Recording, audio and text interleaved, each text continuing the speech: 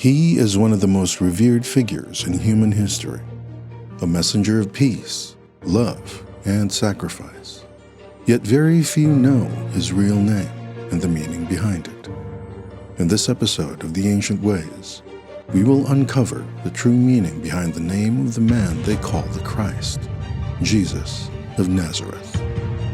Join me as we unravel the mystery and the message he took with him to the cross, using Sanskrit, the code of the gods.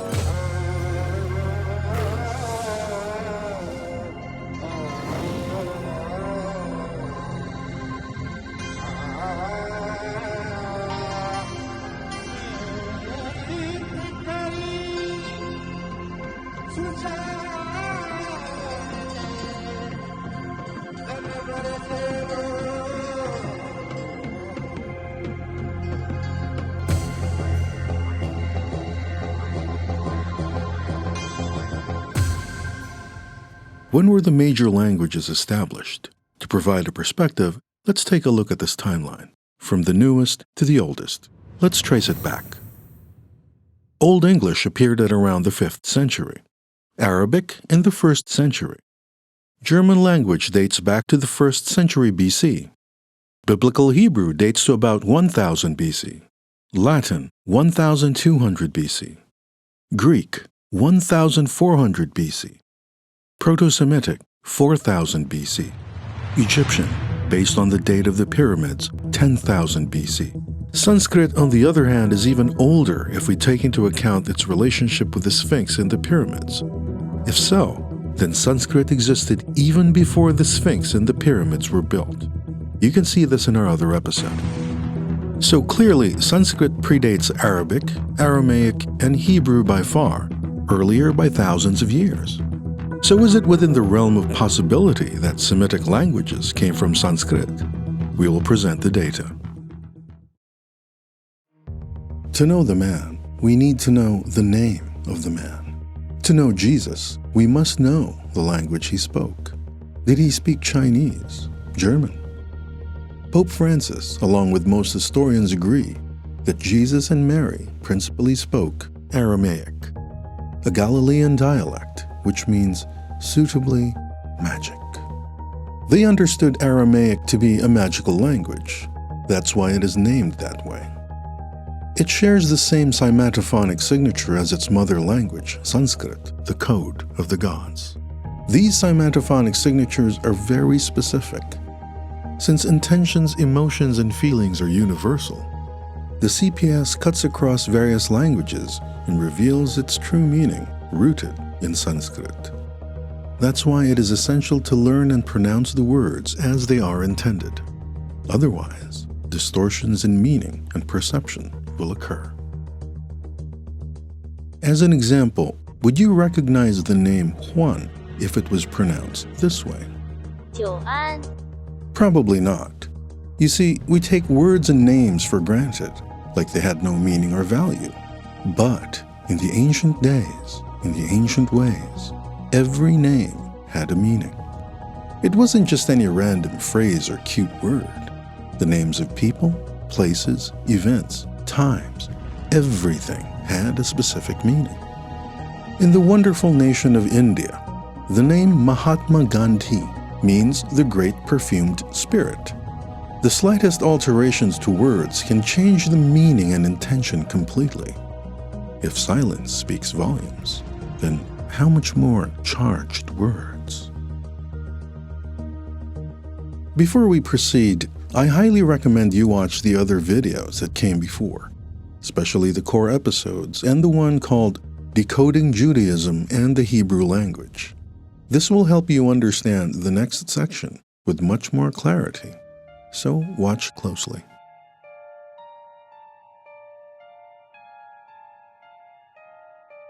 In Aramaic, the name of Mary's son is Isho. In Sanskrit, the most powerful, the source of creation, the supreme master and lord Shiva, is called Isha. It also refers to a servant of Shiva. Keep watching and brace yourselves.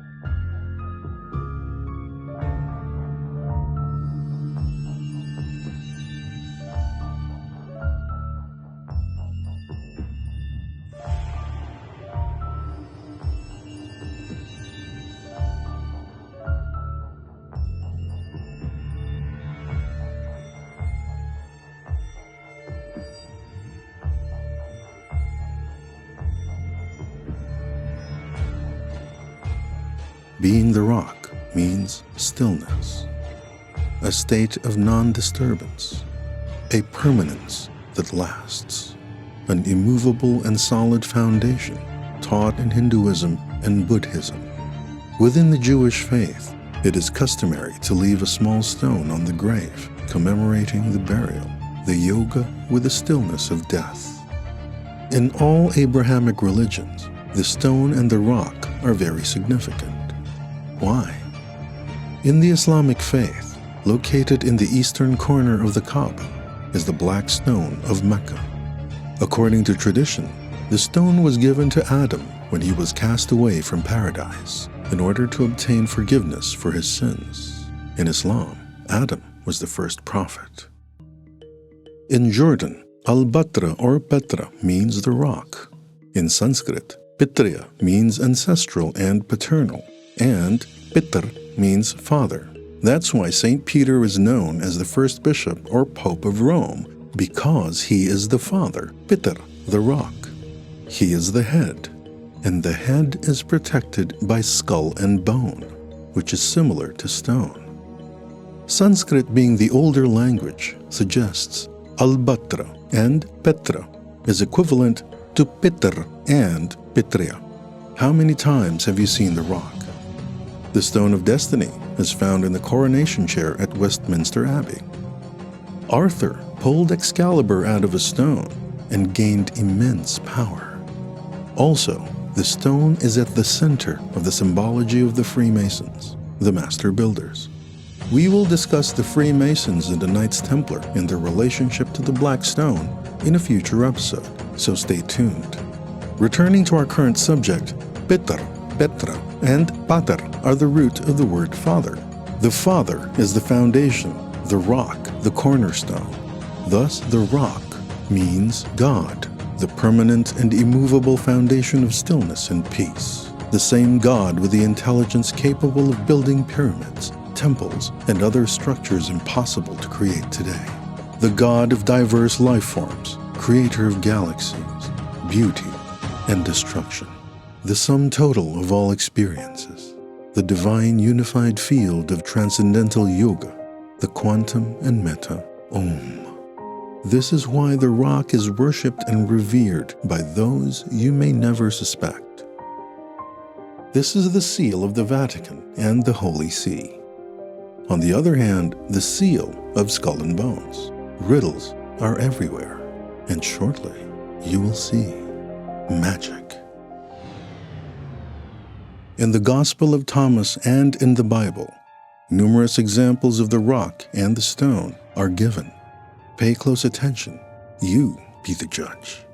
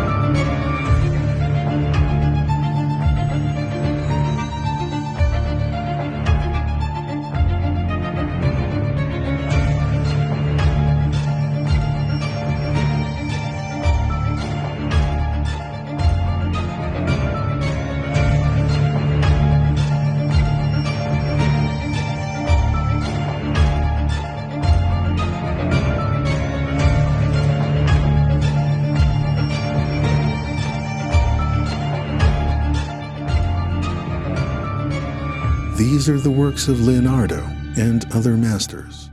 This is the real Da Vinci Code. Notice how the infant Isho is giving salutations to John the Baptist, after which John flashes him a hand sign. Notice the color of the robes of Mary and the angel. What was Leonardo trying to say? Did he know the secret of the black stone? Is this why he painted the Virgin of the Rock this way? To reveal the secret of the rock in his time would have cost him his fame and perhaps even his life. Is the stone, the rock, Eesho, Isha, Shiva, Mahashivata, Mahashibut, the true secret Leonardo and other masters were trying to share? Whatever it is, they all fall under Samskrita, the code of the gods. As an aside, why would the world's largest asset manager with over $10 trillion in its custody call themselves Black Rock or Black Stone? You think they know something? You think all of this is merely coincidence? Think again.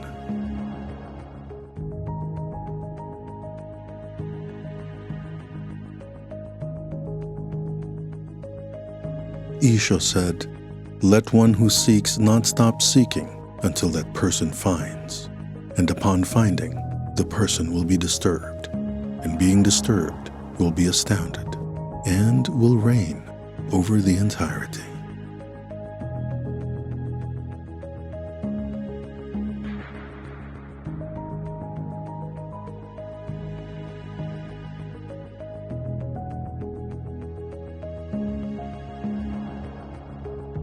We will begin by decoding the word create, which is krita, here highlighted in red in Sanskrita. The word create comes from kriyat, meaning done or committed. In Latin, it is creu. In Spanish, the word is crear. In Romanian, crea. In German, it is kreieren. In Japanese, skuru, and so on. If you notice, all the words contain the root syllable or dhatu kar, meaning to impel, energize, or move. Kar is consecrated with the universal vibration of movement and action. Adding ya to kar gives us kriya, one of the disciplines of yoga. Krishna means the color black. But let's decode it deeper to its beautiful core. It is a combination of the energies kar, to move, ish, to dematerialize, as in spirit, and na, meaning fettered or bound. So the name of the Godhead Shri Krishna means one who is rectified to perfection, the corrected being, the purified consciousness, free from the bindings of the material world. It denotes a purification to its essential substance, which is spirit or Atman. Removing na gives us krish, or thinned, dissolved. This is where we get the word cross, and Christus in Latin, Christi, the Christ in English, which is Kyrie in Greek. From Krish, we get Kristal, a transition from chaos to perfection. This is also the root of the word curse. So when somebody curses, what it really means is conveying a wish for the person being cursed to be burnt in the flames, purified, then reduced to ash, and disappear, meaning the person wants you gone, dematerialized. The word crazy is also rooted in krish, which means the mind has crashed and has been crushed and gone cray-cray. Adding the word masa, or month, which is mes in Spanish, we get krishmasa, the month of purification, the month to be blessed with spiritual gifts of enlightenment. Not this. Then he breathed on them and said, "Receive the Holy Spirit." Essential to the practice of yoga is the regulation and suspension of breath called pranayama. How do we know Jesus practiced yoga, pranayama, and breathing exercises? Well, this is where Nazareth comes in. Nasara means nostril, and iti means in this manner. So Nazareth means an instruction on how to breathe properly. Nazareth is essentially about the breath, or prana and yama, the regulation and cessation of breath. If you want to learn more about the Eastern philosophical and religious background of Isho, I recommend reading well-researched material. Watch the BBC documentary Jesus in India. Who knows? You just might find that information useful.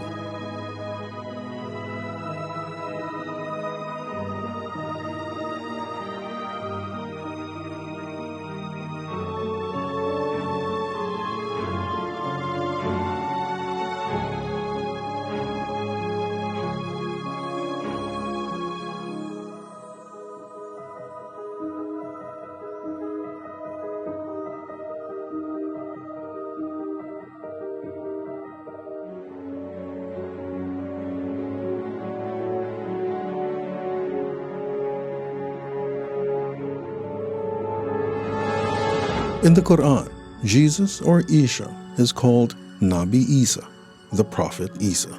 In the Islamic faith, in the end of days called Akhir al-Zaman, the prophecy in Sahih Muslim says, Allah subhanahu wa ta'ala will send the Messiah, the son of Mary. He will descend by the white minaret on the east side of Damascus, wearing 2 garments dyed in saffron, placing his hands on the wings of 2 angels.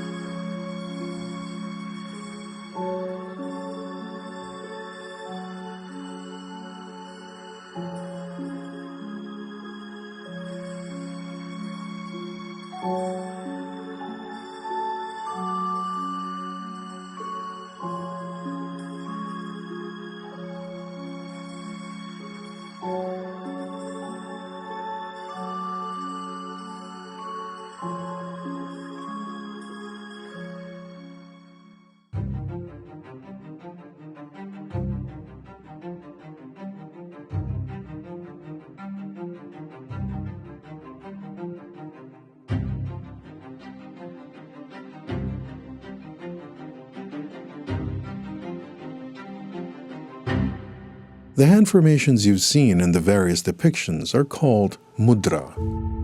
Mudra means a sign, a seal, a stamp, or an impression. These impressions are meant to aid one's nadi, or conduit system in the body. These include your veins, arteries, nerve centers, and your overall blood flow and electrical flow, collectively known as prana, life force, or life breath. Think acupuncture and acupressure. There are points in the hand that are sensitive and sympathetic to the 5 basic elements of nature called Panchabhuta. The thumb symbolizes fire, the index, air, the middle, Akasha, meaning sky or astral space. The ring finger represents earth, while the small finger represents water. So what was Eesho saying in the paintings? Let's take a look at the 3 most common ones. This one is called the Prithvi Mudra. The thumb, symbolizing fire, purifies the earthen nature represented by the ring finger. It keeps the body and mind more stable and focused, aware of the impurities that come our way. This is a reminder that helps us stay on track and avoid sin by strengthening one's resolve and self-control. This one is known as the Prana Mudra. As discussed earlier, the regulation of breath and breathing, essential to yoga, is encoded in Isho's name, the Nasreen or Nasra, the nostril. No coincidence here. The Prana Mudra energizes the life force within, channeling the flow of vital energies across the system for balance, energy, and harmony. Finally, we have the Adhapataka Mudra. This one indicates both, or 2, signifying the union of the physical and the non-physical body, yoga in short. This mudra is also alchemical in nature. Notice the earth and water fingers pointing downwards, while the sublime elements of fire, air, and astral space are pointing upwards. What does this mean? If you observe in nature, fire, wind, and astral space are upwards moving. But the earth and water signs are base matter and are pulled down by gravity. So this mudra signifies a detachment from the physical and upliftment of higher consciousness and virtue. When you discharge water, waste, and reproductive fluid, those functions occur in the lower half of your body, doesn't it? The most base functions of the human body, namely the elimination of waste and release of fluid, is downward moving. That's why the fingers are pointing down, because those are the least significant aspects of who you are. The physical body is insignificant compared to the other parts. The message here is to cultivate that which is most important to you, primarily the non-material aspects of yourself, such as your speech, your emotions, your mind, your intellect, higher consciousness, and your spirit, called Jivatman, leading to union with the Paramatman, the unified Supreme Soul of God. Adhapataka Mudra is a sign of protection and a gesture to dispel undesirable elements from one's life. So, who is the real Jesus of Nazareth, Eesho Nasran? Let's summarize. Decoding his name using our method of Adhini Vidyati Nirupta, we can see that Jesus Christ of Nazareth was a very knowledgeable teacher educated in the Eastern philosophies and practices. He was a servant of God, the Rock. He was familiar with mudras, yoga, pranayama, and breathing techniques. Based on classical depictions by the masters, Isho and Mariam, or Mary, are represented by saffron and blue. We also know that he spoke Aramaic, and thus was familiar with Sanskrit. Some people believe Isho rose from his death after the crucifixion and ascended to heaven, while some people believe he never died at all. Others disagree whether he died in India or in the Middle East. Some view him as a god, while some loved him as a man, while others saw him as a prophet. So how should we perceive Isho then? Well, when the physical body perishes or is no longer here, as is the case, what remains is the essence and the message of the man. And that message is what we must focus on more than the man himself. The message itself was his work, and that message is what he was crucified for and what he defended. And what was the message? What did Isho teach? He taught the philosophy of Arya Sanatana Dharma, a life of virtue, knowledge, sacrifice, self-control, restraint, and service to others. Most importantly, Isho taught us the true nature of who we are, the nature of reality, the nature of divinity, the non-dual unified nature of Brahman, the supreme reality of Advaita Vedanta. So finally, we must ask, what is Christianity then? Christianity can be broken down as Krishna Niti, the ethics and duties of the purified being. What does it mean to be a Christian? Being a Christian means developing oneself to accomplish duties without seeking any reward or praise. It means being free from desire and mental disturbance, removing impurities of thought, while striving towards purity of speech and selflessness in one's works and deeds called Kriya. If you're wondering how Jesus is perceived from the Eastern philosophical perspective, take a look at what Swami Vivekananda has to say about Isho. Are there any conflicts, or is it harmonious with the Hindu approach to life? You be the judge and decide for yourself.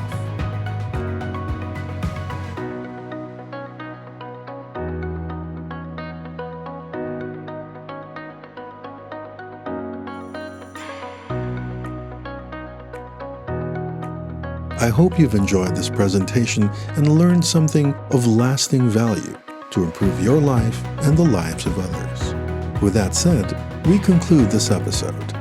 Stay tuned as we unravel the mysteries of Islam, explore the Quran, and decipher the true roots of the Arabic language. These and many more mysteries decoded only here in the ancient way.